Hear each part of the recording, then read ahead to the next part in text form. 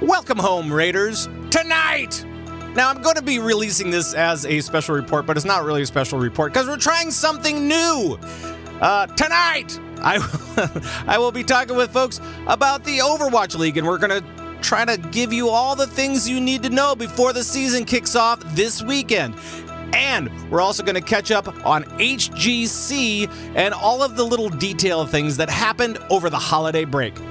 As Convert to Raid presents Battlenet Sports.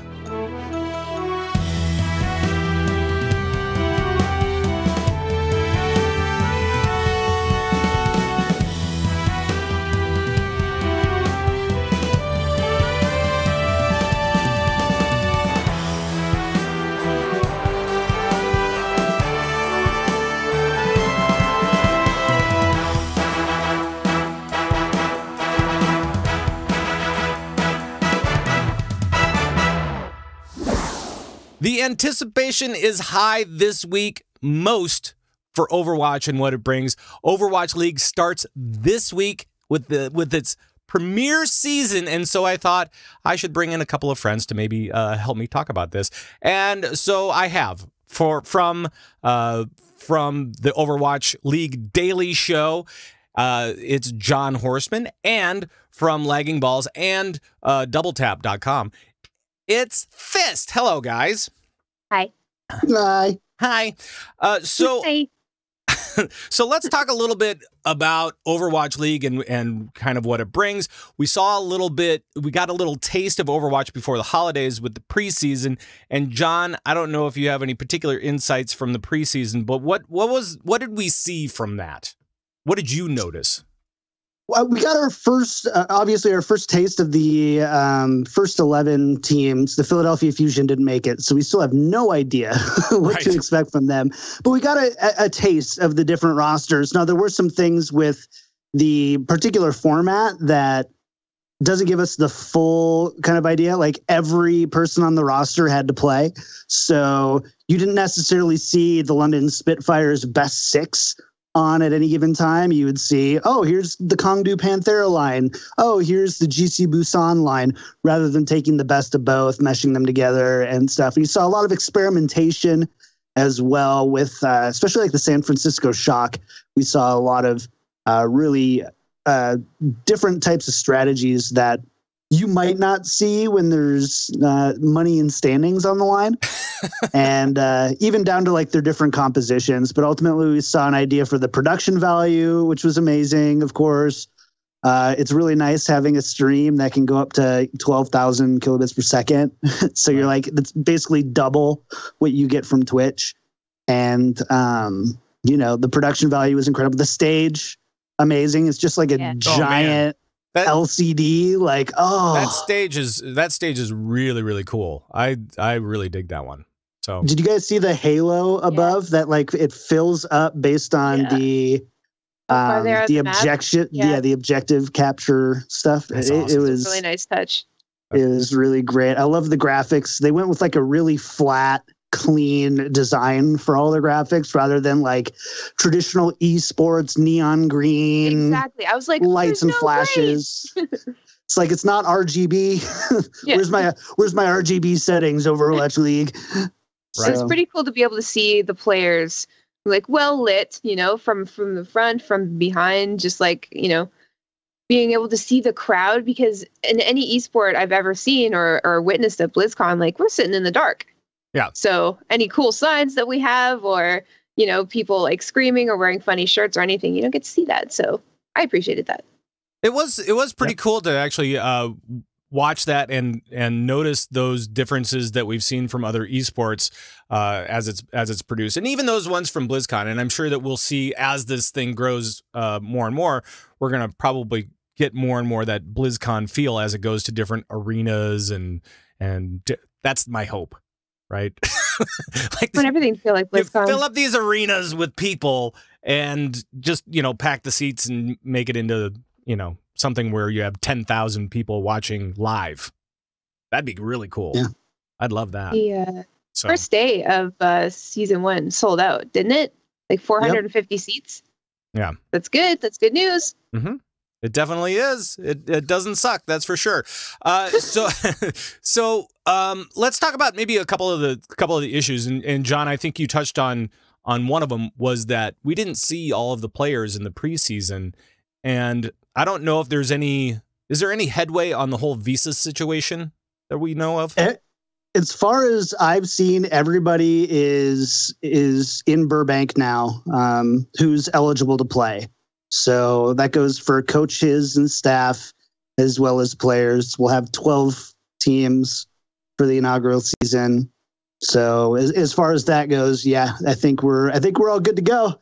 Not right down below the wire. Like I think the Fusion came in on like January 3rd. Uh-huh. Yeah. So it's they definitely didn't want time to really get acclimated. They're just like, let's just go. Do you think that that's going to be a problem? Because, like, obviously they didn't get the same experience that all the other teams did playing against each other. And on top of that, they're not being acclimated to California and the temperature and the culture and what's going on in the sleeping schedule. Like, do you think that's a concern? Do you think that's going to work against them?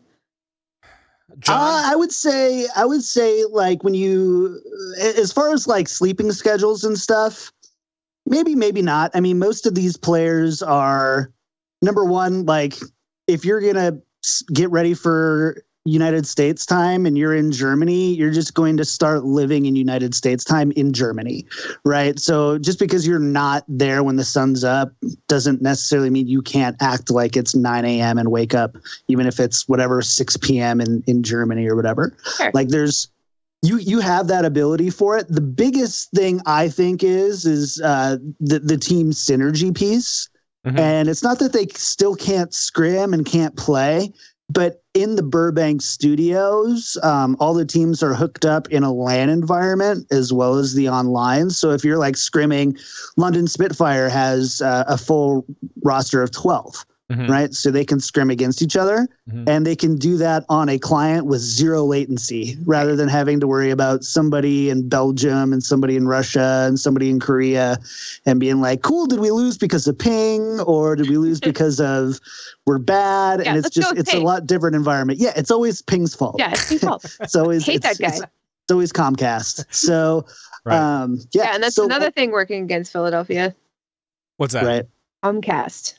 Oh, I've seen just so many people on Reddit just be like, "Oh, I really want to root for them, but I hate Comcast." So yeah, yeah. Well, so what now? Thyst, some other problems that we've seen preseason anyway is we've had some player suspensions for essentially TOS violations for Overwatch and even some coach stuff going on too, right? Yeah. Didn't the coach of the Dragons just got fined for account sharing violations again and negotiating with players outside of the Dragons without consent from management. So I think he got fined like 60,000 yen. I'm not sure how much that is, but just shy of $10,000 US. Yeah, that's like a slap on both wrists, I'd say. Yeah. But yeah. That's tying up both wrists, bending you over, giving you a spanking. Right? Yeah. That's just a good. And I think this is going to be one of the problems with Overwatch League as we move forward is that Overwatch League is holding their players and their teams to a different standard. They really are trying to make this into a professional league like that of what we see in regular sports. At least from a rules type of place or franchise type of area or whatever. It seems like they are really trying to hold teams and players to a different standard. So especially with all this money involved, like they have to. I mean, there's something just for the teams to exist, right? There are 12 teams, and each one was $20 million a pop, right? So that's $240 million are wrapped up in this. Guys, don't account share. Don't cheat. Seriously. Don't be looking for other stuff. You're going to be getting paid a regular salary and you're going to be getting paid well. You're going to be looked after a little bit. So please, just be pro. Another couple of interesting points. So Robert Kraft in a interview with Bobby Kotick. I think it was either MSNBC or Bloomberg, right after they announced the Kraft Group would be getting one of these slots and they'd like this thing on Overwatch League, said that Activision Blizzard has invested almost $500 million of their own money into the infrastructure of the league as well. Right. So when you take that into account, we're talking almost $1 billion just in pre-investment. Just like, cool, here's all the money that we have. Let's make a league happen. Another interesting thing is one of my good friends, he was a guest on the Overwatch League Daily show, was Trevor May, who was the summit speaker for the Overwatch League Players Summit. Okay. And he's a professional baseball player for the Minnesota Twins. Mm-hmm. Go Twins, right? So, but he was brought in because he's a really active esports investor. And so he's been investing in esports, but obviously he has the experience of a professional athlete. And he's been a professional athlete for 10 years now. He's had an agent and, sure, you've got PR and you've got team, and you've done all that stuff. And he was the keynote speaker at the summit and preached exactly what you were talking about, is that level of professionalism. If we want to get rid of the stereotypes of whatever, kids in our mom's basements drinking Mountain Dew and eating Cheetos, or just being online keyboard courage jerks. It starts with realizing you're a professional now. This is something that if you want it to be taken seriously, you have to treat it seriously, and all that media training stuff. It was a really great, insightful little interview. And so, cool. Yeah, it's really interesting now to see how that's kind of changing, especially when every team has PR behind it and you're salaried in contract for more than just, hey, you have to play for our tournaments and wear our shirts. Right. Well, and that's why I think that Overwatch League, out of all of the different esports leagues that we've seen out there, this one is striving to be something way more than it's really out there as far as, breaking all of the trends of esports and really going for that professional sports feel. And so I think that a lot of people, investors, team owners, players, and fans, I think that everybody is anticipating that we see something break for these guys. Something has to go really, really right for this to make it, I think. And hopefully they're set up for that. I think they are. They know this is a new frontier. They wouldn't invest all this money in it. They've got a 5-year plan going, and it's interesting because you can see them working hard on every facet, trying to sort of make this accessible for the Overwatch players. So they already have this massive fan base built in, and they're sticking it in our faces in every single way possible at BlizzCon, in the game itself, on the launcher, and all the social media. They're really pushing for it. And once they get through to us, once they see that all of the Overwatch players are indeed very excited about this, then they can start branching out into everybody else. And I think that's what they're trying to do right now, is just make this accessible to the person who doesn't watch esports. Right. Make it eye-catching and interesting to somebody who doesn't play Overwatch. Make it. I think maybe that's why the stage was lit up, and that the casters were, friendly and energetic and funny and a little bit of irreverency. And that's what I love in Blizzard casting. But it's just, maybe that's why they're making this so bright and professional and so reminiscent of all of the things that professional sports use to make things easily accessible for everybody else. So right. I don't know, maybe that's why this just seems so bright and shiny and new, because they're trying to attract people who, don't sit in the basement and eat Cheetos and drink Mountain Dew. Hey, I'm right here. Hey, I wouldn't know anything about that. No, me either. More Hot Pockets. Right. Bring them on. Let's talk a little bit about this season and the schedule and what people can expect on how things are kind of lining up. We've got 12 teams. We've got 4 different sections of the season, right? So we're going to be going from this weekend until essentially mid-June for the regular season, I believe. And then after that is going to be playoffs, right? And I think I saw a prize breakdown where the top team gets $1 million. Is that correct? The top team for the season gets $1 million, and right. So there's that, but you also have a really cool thing that Overwatch League has is this concept of stages. Right. And what it is that at the end of each stage, first place prize pool, or the prize pool is $125,000. I forget off the top of my head of how that's split, or if that's just for first place. But essentially, it's incentive to make sure that the league is competitive from now until just about the end of June. Sure. And what that guarantees, number one, is so everyone has a stake in it. It's not like, oh, the Twins are 50 and 100, so they don't even try anymore. Bring up all the baddies, and those games aren't fun. Quit bringing up like the bad Twins years. Right. Let's not do that anymore. There's not enough dollar hot dogs at the Metrodome to get me to go see some of those years that the Twins played. But so it makes it very competitive. And then, of course, in the playoffs, then you've got the big prize pool of $1 million. And I believe it's over $3 million total in prize pool for the first inaugural season. Awesome. Through everything. That's including, because there's also bonuses, player of the year type, like individual player prizes. And another cool thing is that Overwatch League contracts define revenue share with the organizations, that at least 50% of all prize winnings have to go to the players themselves. That's awesome. So you can't win $1 million and keep 800,000 for yourself and then toss, 30,000 to each player. Right. So it's the players are very much invested in the success of that as well, at least from a financial standpoint. Right. Yeah.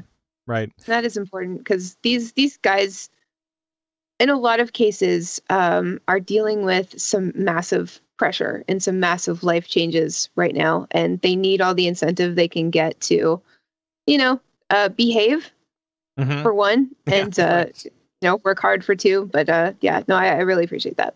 And then so the season is kind of broken up in these 4 stages, and I think that there's like a mid-season thing where you might be able to see some players change around or add new players. I mean, in the case of the Mayhem, let's just talk about those guys real quick, because they are they the only team with only 6 players?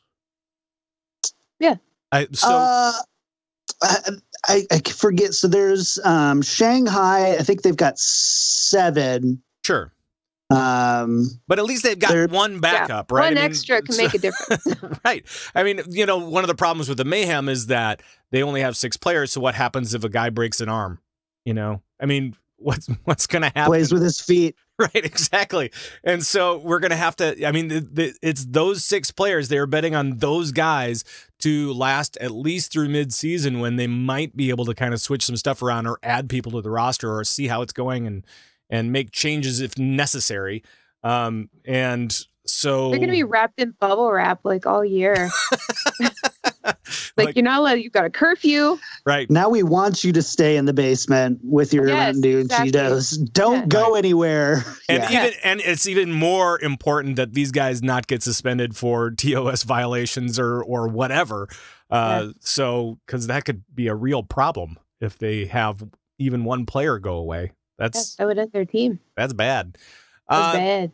But let's talk a little bit about what we expect from these teams, what teams we're watching out for as the season progresses. And I think that there are some certain teams that are probably near the top of the list right now as far as power rankings or whatever you want to call it. And Dynasty has got to be kind of top of the list, don't they? Arguably. Yeah.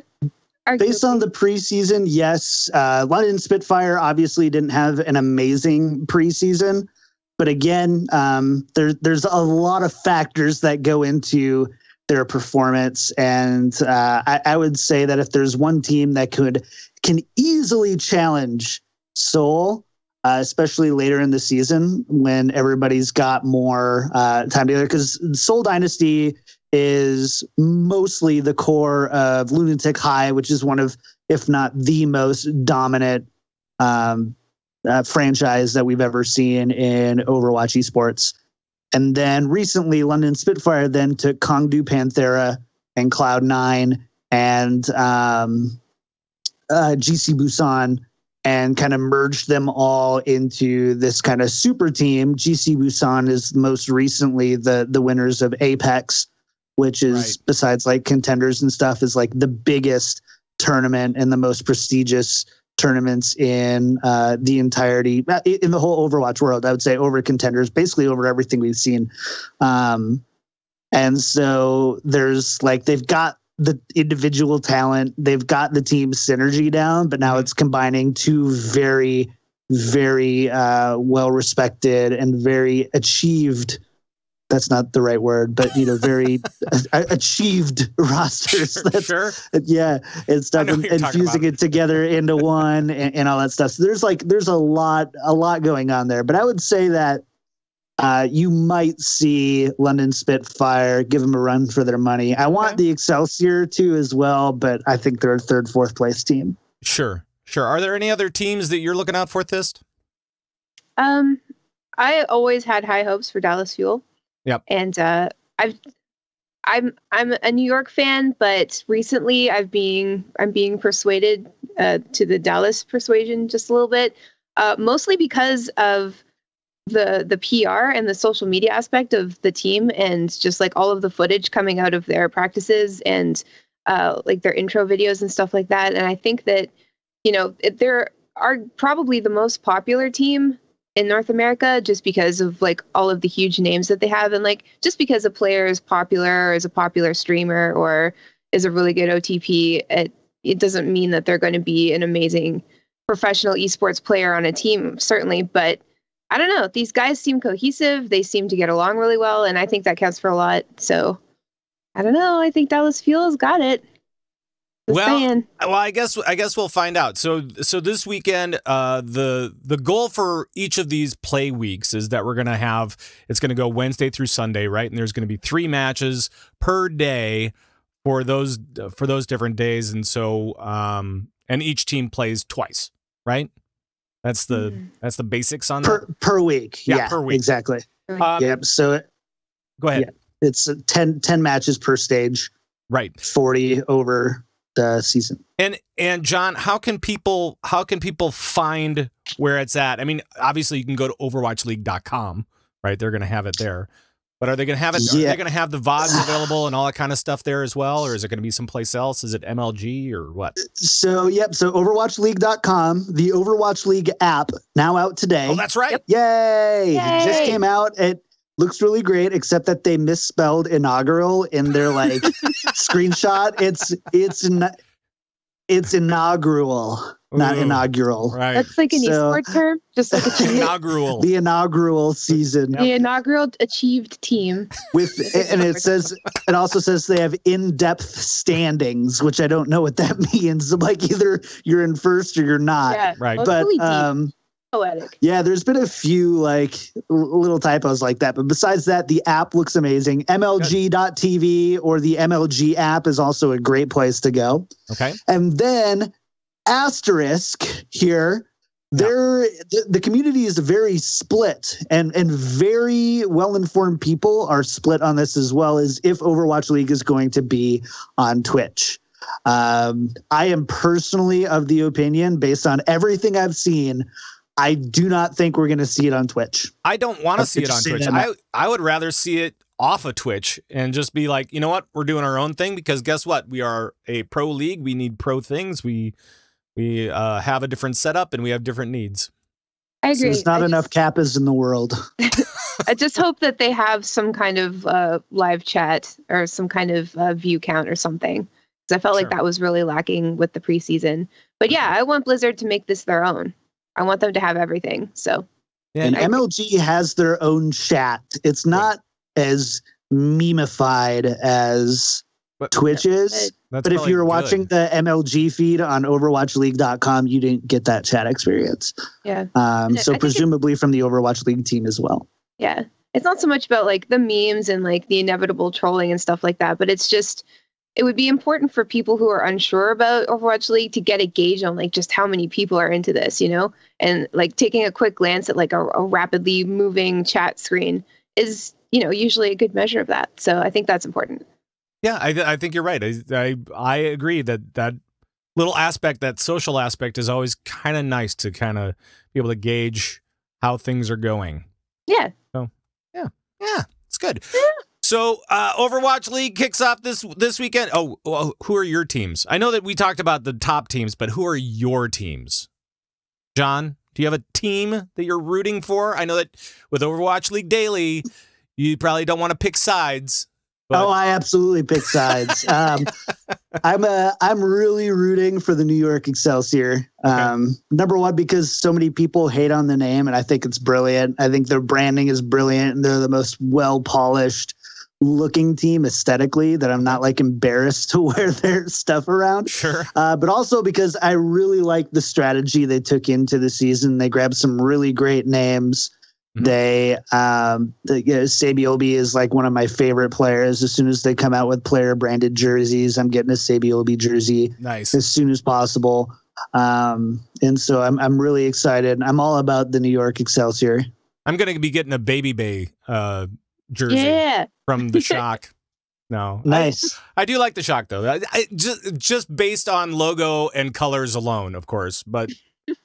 They are, and people are saying they're probably the most underrated team right now. Yeah. They got rated really low early on. Mm-hmm. But if you look at some of their players like Muma, Baby Day, they were doing really well. So they looked great. Yeah. They looked really good, and you can only expect them to look better, especially once they get Dante and Super in after they come of age. Like Dante is one of the best Tracer players in the world. That's like the season when they bring all the kids in. Yeah, Sleepy established himself as a top tier Zenyatta when he didn't really have any public sort of reputation. So a lot of people were kind of guessing at just how good he was. Even if you're watching his stream, like, sure, Tim the Tatman looks really good at Overwatch 2 when he EQs with pro players, but does that mean that he's really that good? Right. And so like there's a lot of aspects, but like the San Francisco Shock are really going to surprise. They're going to shock. I said so. I submitted a one of the hashtags for the San Francisco Shock, and by the way, I don't know why I said Muma because he's with the Outlaws. I meant to so just forget that aspect before I get there. But no problem. I said I wanted their hashtag to be Shaquille O'Neal because he's the owner of Energy Esports, which owns the Shock. So Shaquille O'Neal is the natural winner of the hashtag. I agree. Or shock it to me. Oh, nice. I like that one too. Or shock dirty to me. Mm-hmm. Like that one. Mm-hmm. I've got some good ones. Yeah. That's not bad. You're clearly very gifted at this. Thyst, how about you? Have you chosen a team? I'm guessing Excelsior because that's a local team. Yeah, I love New York. I get to work there. I'm totally looking forward to getting all the merch and wearing it around town, and hopefully people will be like, yeah, and I'll be like, yeah, you know, like when you see somebody wearing the same. I've never really had that experience wearing like a sports jersey before, so. Sure. And I'm hoping that there's going to be some like meetups where we get to watch some games together with some New York locals. Hopefully that happens at some point.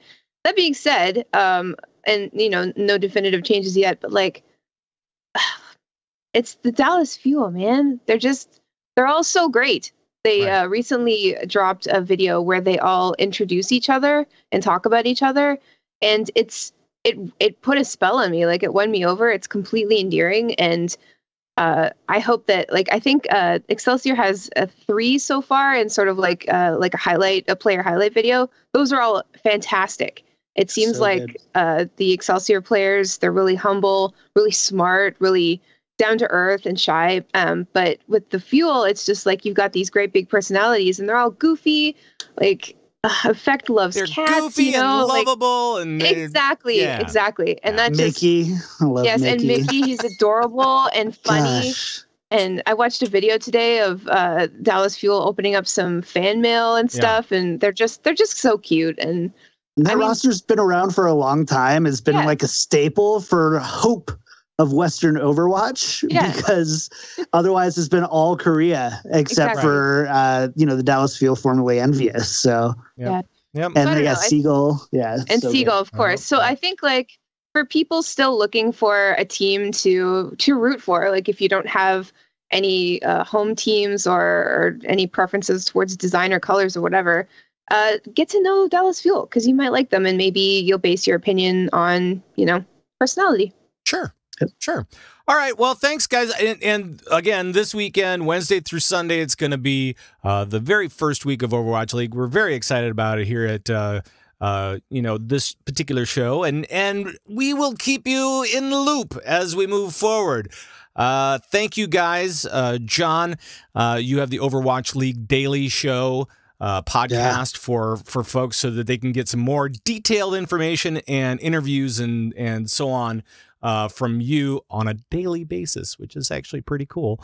And video. We're on video now too. Video. Way to go. And Thyst over at Lagging Balls, the Lagging Balls podcast is going to be picking up with the esports stuff a little bit more, right? Yep. So I mean, that's my job now, so may as well share the wealth, right? And you're over at doubletap.com as well, so everybody can go check that out. Guys, thank you so much, and we will talk to you very, very soon. Let's switch gears a little bit and talk about Heroes of the Storm and HGC. Now, there were some developments that happened over the Christmas break, if you will. And to help me sort it all out, I would like to bring in Jules Scott. Jules Scott is a contributor over at Nerf.This and also has her own podcast called Tauren Think Tank. Hello, Jules. Hi, Pat. Hi. So what's been now that we had Roster Apocalypse, right? And that was before the break. And now during the winter break, we had even some more activity, right?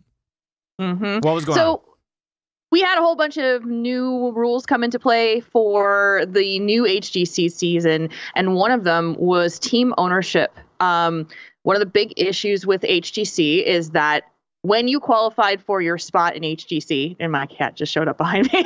That's all right.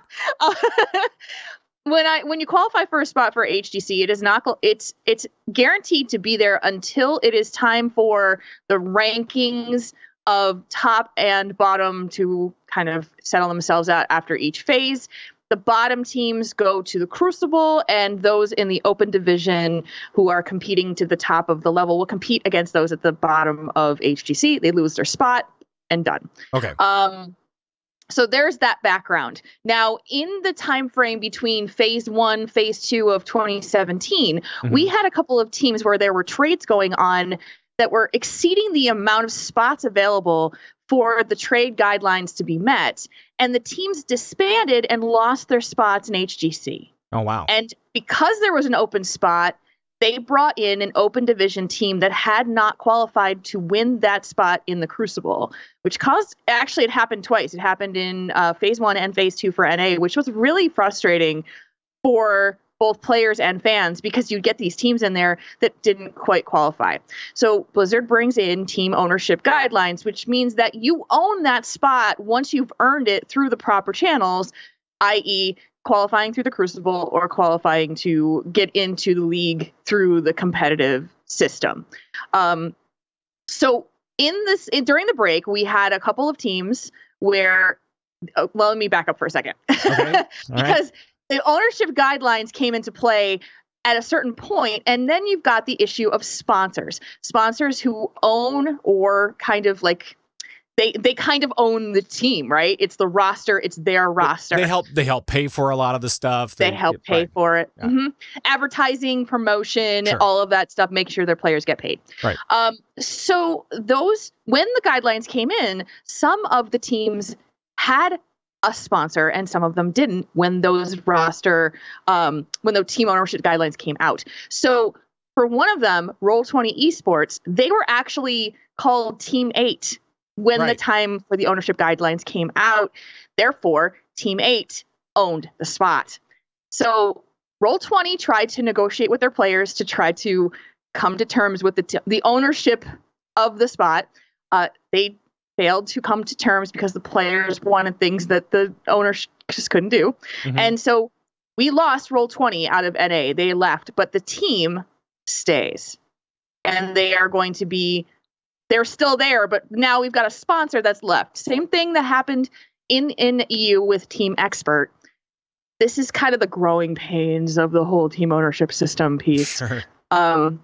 But I still feel it is a very good thing because I don't want to see a team that can just like disband, fall apart, and then the spot is lost. And now you've got this brand new team that nobody knows, these players that hadn't really worked in to own the spot. Sure. So now do you think that with the new team ownership rules in place that it will help prevent all of that noise and just be a nice, smooth system from now on? Or I don't know, there's bound to be some rocky spots, right? Especially if teams just kind of blow up like that.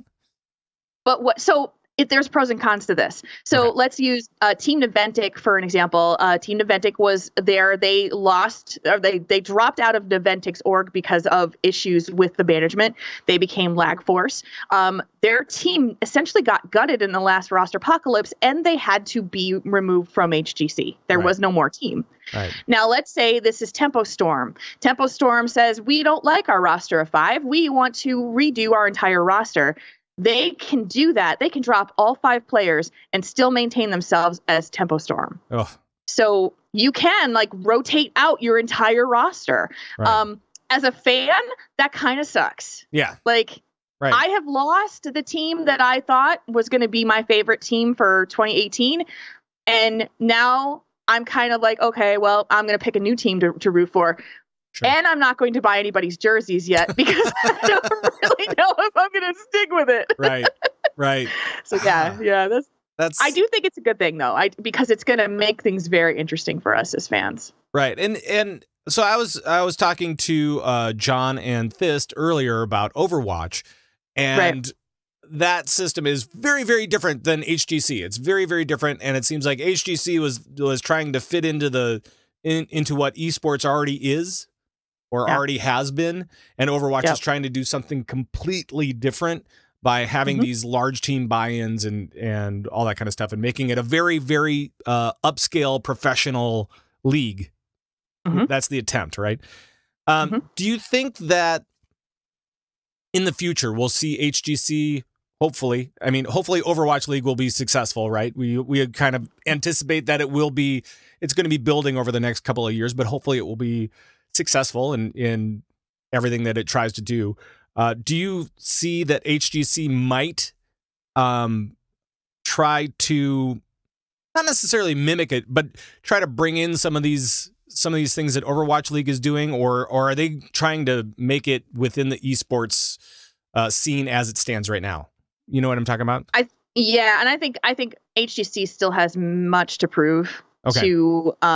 Because when you look at Overwatch League and you've got they walked in with the sponsors in hand to fill, like, this is the sponsor, this is the team, this is the location. Now it doesn't really matter. Like, we're not regional except for where we are in terms of our continents. It's just, it doesn't matter where the teams are. And so these teams form by going out, a team of 5 who like to play, maybe they play Team League together. Maybe they're up on the rankings of Hero League's solo queue, and they just make a team and they fight their way up to the top, which is similar to what Overwatch League is doing. Mm-hmm. But this is so grassroots that I think there's got to be more. There's got to be more that I guess has to be proven with the viability of HGC, which is hard for me to say because I love it so much. But it was even hard for some of these teams, for like really good teams, to find a sponsor willing to be part of their org. They have these teams be part of their org. Right. Whereas Overwatch League, it was like, how many times can we fight over like who can actually be as a part of this? I don't know. I don't think they can be. They can't really be similar right now. I just don't feel like they can be. Right. But they could be if we get more traction, more interest in HGC to the level that Overwatch League is building. Because they're like two totally different beasts at this point. Yeah, right. We've been fighting for this, and whereas Overwatch League is like fanfare money everywhere, So. They started off on the right foot. I think that the HGC was on it started off on a weird footing right away, and it's just never really been built up as strongly as players anyway, and fans have hoped.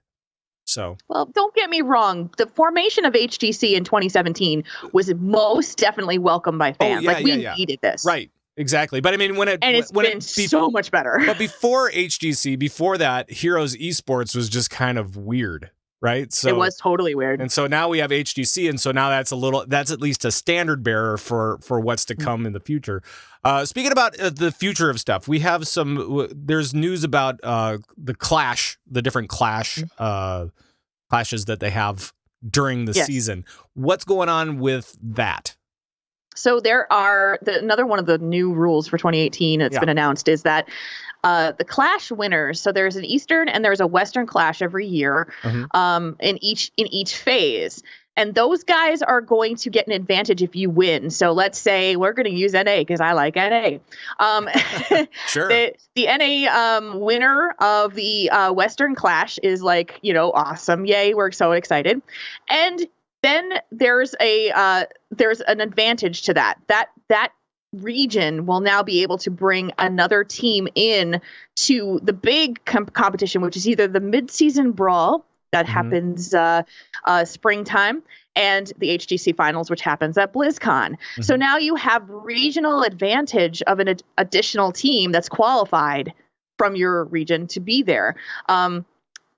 This, in my opinion, is really great for the fans because there's a lot of region pride when it comes to the esports. Like you really just want to be, and us fans of NA have been NA lull forever. Everybody's been making fun of us because our teams haven't had the chops to compete against EU and Korea. So it's been that we don't want to be NA lull anymore. We want to be NA woo. NA woo. Yes. NA woo. New team. That's a new team for you. Right. NA woo. No.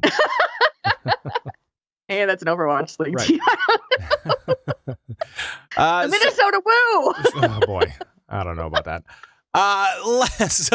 So that's kind of cool. I mean, that's not like super spectacular or anything, and it doesn't give an advantage to the actual team that wins the clash, but it does give at least some regional boost to those guys, and that is kind of more for the fans, right? So yeah. I mean, this is something that doesn't happen in other esports as far as I'm aware, but I think there's an advantage there for them. Let's say Tempo Storm qualifies and wins the Western Clash, and now another NA team comes along. They've had the opportunity to scrim with them, to compete against them in regular season. They know their drafts, they know their weaknesses, they know their players, and there's a big issue when you go to these major mid-season brawl pieces where you just don't know your opponent's play styles, their weaknesses, their drafts, what they like to draft, what they hate to draft, and so it does help the region in terms of like feeling comfortable in performance. I think it helps them. Sure. But so I think it's cool. It's still to be proven if this does anything except make the fans excited. Right. Well, I guess we'll see. New rule changes, right? Any other rule changes or things that we need to be aware about that we may have missed over the break? I think that's it. We talked about the release acquisition. You can now drop all 5 players, which is kind of wild. And the new season starts on January 19th. It's coming. It's coming fast. It's a week from Friday. This coming Friday is when we start the next season. I'm so excited. All right. Well, thank you very much, Jules Scott. And you can catch Jules on Nerf.This as a regular contributor over on that podcast, as well as their other podcast, which is Tauren Think Tank, plus all of her stuff on the CTR network. So make sure to check it all out. Thanks again, Jules. And that is going to do it for our premiere episode of Battlenet Sports. I hope you guys liked it. I hope you guys learned some stuff, and maybe you got as much enthusiasm over the upcoming Battlenet Sports as our panelists did for Overwatch League, for HGC, and beyond. My thanks go to John Horstmann, to Thyst, and to Jules for dropping by, and for you as well. Thanks for checking it out. Hope you had a good time again. And for all things audios and videos, go over to converttoraid.com. That's where everything lives now. We just updated our website. So head over to converttoraid.com. Check it out. Tell us what you think. Drop a line in Discord or email or whatever. I don't know. We'll see. Go check that stuff out. Hope you had fun. And for all the guys from Convert to Raid, we will see you next time. Bye-bye, everybody. Bye-bye.